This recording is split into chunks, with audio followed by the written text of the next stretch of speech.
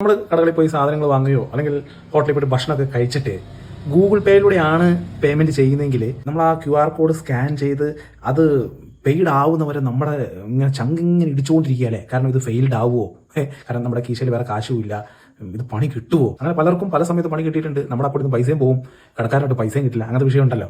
അങ്ങനെ ഇങ്ങനെ നെഞ്ചിരിപ്പോട് കൂടിയാണ് നമ്മൾ നോക്കിക്കൊണ്ടിരിക്കുന്നത്. അതായത് ബേസിക്കലി നമുക്ക് 100% ഗൂഗിൾ പേനെ അങ്ങോട്ട് വിശ്വാസം ഇല്ല എന്ന് പറയാം. പക്ഷെ ഗൂഗിൾ പേക്ക് നമ്മളെ വിശ്വാസമുണ്ട്. അത് നിങ്ങൾക്കറിയോ?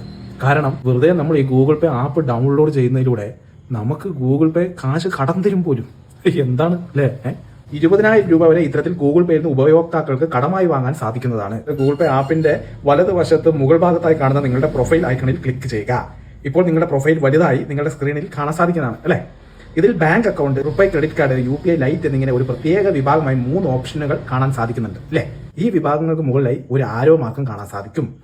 ഈ ആരോ മാർക്കിലാണ് നിങ്ങൾ ക്ലിക്ക് ചെയ്യേണ്ടത്. ഇപ്പോൾ നിരവധി ഓപ്ഷനുകൾ നിങ്ങൾക്ക് കാണാൻ സാധിക്കുന്നതായിരിക്കും. ഇതിൽ ആഡ് ക്രെഡിറ്റ് ലൈൻ എന്ന ഒരു ഓപ്ഷനും കാണാം. ഇവിടെയാണ് നിങ്ങൾ ക്ലിക്ക് ചെയ്യേണ്ടത്.